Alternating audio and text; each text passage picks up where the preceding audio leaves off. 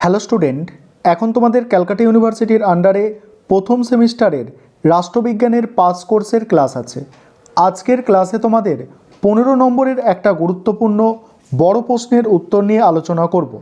প্রশ্নটা কি আছে দেখো, অধিকার সম্পর্কে স্বাভাবিক অধিকারের তত্ত্বটি ব্যাখ্যা করো। তোমরা প্রশ্নের উত্তরটা বুঝে নাও। অধিকার ব্যক্তি জীবনের অমূল্য সম্পদ। অধিকার বলতে বোঝায় কতগুলি সুযোগ সুবিধা যেগুলি মানুষের ব্যক্তিত্ব বিকাশের জন্য প্রয়োজন। প্রতিটি মানুষের মধ্যে কিছু শক্তি নিহিত আছে, সেগুলির বিকাশ ঘটলে মানুষ পূর্ণতা পাবে।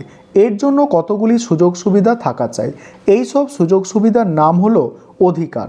অধ্যাপক ল্যাস্কির ভাষায় বলা যায়, অধিকার হলো সমাজ জীবনের সেই সব শর্তাবলী যেগুলি ছাড়া কোনো মানুষ সাধারণভাবে ব্যক্তিত্বের পূর্ণ বিকাশ ঘটাতে পারে না। এই অধিকার প্রতিষ্ঠার জন্য অষ্টাদশ শতাব্দী থেকে মানুষ আনুষ্ঠানিকভাবে আন্দোলন করে আসছে। আমেরিকার স্বাধীনতা সংগ্রাম ও ফরাসি বিপ্লব তাদের মধ্যে উল্লেখযোগ্য। অথচ অধিকারকে কেন্দ্র করে যুগে যুগে রাষ্ট্রবিজ্ঞানীদের মধ্যে মতবিরোধ দেখা দিয়েছে। তাই বিভিন্ন দৃষ্টিভঙ্গি থেকে অধিকার সম্পর্কে বিভিন্ন মতবাদ গড়ে উঠেছে। এই মতবাদগুলির মধ্যে স্বাভাবিক অধিকারের তত্ত্ব বা মতবাদ বিশেষ উল্লেখযোগ্য। এবারে মূল বক্তব্যটা আলোচনা করব।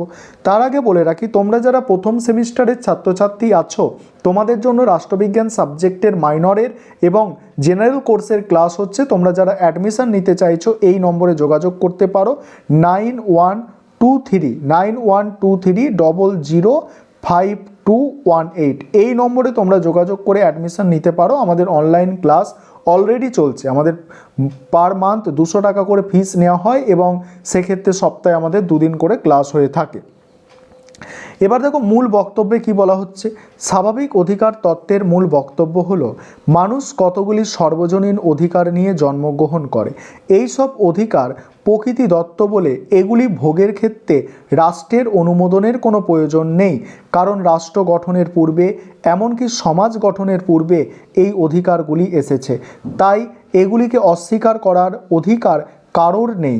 মানুষের দেহের সঙ্গে তার গায়ের রঙের অবিচ্ছেদ্য সম্পর্ক, তেমনি মানুষের জীবনের সঙ্গে স্বাভাবিক অধিকার অঙ্গীভূত। সাধারণভাবে জীবনের অধিকার, স্বাধীনতার অধিকার প্রভৃতি স্বাভাবিক অধিকারের মধ্যে পড়ে। এই সব অধিকারকে রাষ্ট্র কোনোভাবেই অস্বীকার করতে পারে না। তারপরে কি আছে দেখো, স্বাভাবিক অধিকার তত্ত্বের বিকাশ। প্রাচীন গ্রিসে স্টোয়িক দার্শনিক ও রোমান আইনবিদদের লেখায় স্বাভাবিক অধিকারের ধারণা দেখা গেলেও অষ্টাদশ শতাব্দীতে যুক্তিবাদী 3 দার্শনিক হবস, লক ও রুসোর লেখার মধ্যে এই তত্ত্বের বিশেষ বিকাশ ঘটেছে। তারপর কি বলা হচ্ছে দেখো, হবস বলেছেন, মানুষের স্বাভাবিক অধিকার আছে। এই স্বাভাবিক অধিকার বলতে নিজের অস্তিত্ব রক্ষার প্রয়োজনে প্রত্যেকে নিজস্ব ধারণা অনুযায়ী যা খুশি তাই করতে পারবে। রাষ্ট্রবিজ্ঞানী লক জীবন, স্বাধীনতা ও সম্পত্তির অধিকারকে স্বাভাবিক অধিকার রূপে বর্ণনা করেছেন। রাষ্ট্রের কাজ হলো মানুষের এই সব স্বাভাবিক অধিকার রক্ষা করা। ফরাসি রাষ্ট্রবিজ্ঞানী রুসো বলেছেন, মানুষ জন্মগতভাবে স্বাধীন, তবে সর্বত্র সে শৃঙ্খলে আবদ্ধ। তাই তার মতে মানুষের স্বাভাবিক অধিকার সাধারণ ইচ্ছার মধ্যে অঙ্গীভূত হয়ে আছে। এরপর আমেরিকার স্বাধীনতা সংগ্রাম ও ফরাসি বিপ্লবের সময় স্বাভাবিক অধিকার তত্ত্বের বাস্তব প্রয়োগ ঘটে। 1776 সালে আমেরিকার স্বাধীনতা সংগ্রামের ঘোষণায় বলা হয়, মানুষ কতগুলি অপরিহার্য অধিকার নিয়ে জন্মগ্রহণ করে, কেউ এগুলিকে হরণ করতে পারে না। 1973 সালে ফরাসি স্বাধীনতার ঘোষণার সময় স্বাধীনতা, সাম্য, নিরাপত্তা, সম্পত্তির অধিকারকে স্বাভাবিক অধিকার বলে ঘোষণা করা হয়। তারপর কি বলা হচ্ছে দেখো, ইংরেজ দার্শনিকদের মধ্যে স্বাভাবিক অধিকার তত্ত্বের প্রবক্তা হিসাবে উল্লেখযোগ্য হলেন গ্রিন ও ল্যাস্কি। গ্রিন বলেছেন, মানুষের নৈতিক উপলব্ধির জন্য যে অধিকারগুলি একান্ত প্রয়োজন সেগুলি হলো স্বাভাবিক অধিকার। রাষ্ট্রের কাজ হলো এগুলিকে সংরক্ষণ করে মানুষের নৈতিক সত্তার বিকাশে সাহায্য করা। অধ্যাপক ল্যাস্কি বলেছেন, মত প্রকাশের স্বাধীনতা, শিক্ষার অধিকার, ন্যায্য মজুরি পাওয়ার অধিকার, অন্ন সংস্থানের অধিকার প্রভৃতি স্বাভাবিক অধিকার, এগুলি বলছে এগুলি স্বাভাবিক, কারণ এগুলি ছাড়া রাষ্ট্রের উদ্দেশ্য পূর্ণ হতে পারে না।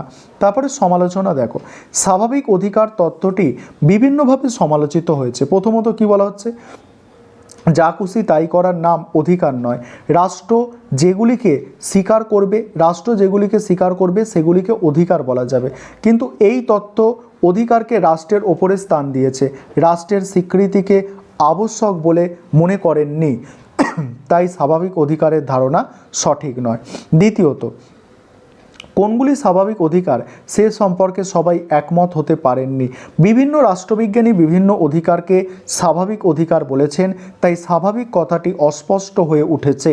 তারপর তৃতীয়ত দেখো, এই তথ্যে বলা হয়েছে স্বাভাবিক অধিকার চিরন্তন, এর কোনো পরিবর্তন করা যাবে না। কিন্তু সমাজ থেকে অধিকার জন্ম নেয়, সমাজ পরিবর্তনশীল, তাই পরিবর্তনশীলতার সঙ্গে সঙ্গতি রেখে অধিকারের পরিবর্তন ঘটে। সুতরাং অধিকার শাশ্বত হতে পারে না। তারপরে কি বলা হচ্ছে দেখো, চতুর্থ, এই মতবাদে বলা হয়েছে স্বাভাবিক অধিকারকে রাষ্ট্র নিয়ন্ত্রণ করতে পারে না, অর্থাৎ এই অধিকার অবাধ। কিন্তু অধিকার অবাধ হলে সমাজে বিশৃঙ্খলা দেখা দেবে, শক্তিমানরাই শুধু অধিকার ভোগ করতে পারবে। মূল্যায়ন, সমালোচিত হলেও এই তত্ত্বের গুরুত্ব কম নয়। ঈশ্বরের দোহাই দিয়ে যখন স্বৈরাচারী শাসকরা মানুষের জীবন নিয়ে ছিনিমিনি খেলছিল, তখন এই স্বাভাবিক অধিকার তত্ত্ব নিপীড়িত মানুষদের উৎসাহ দিয়েছে, স্বৈরাচারিতার পথে বাধার সৃষ্টি করেছে।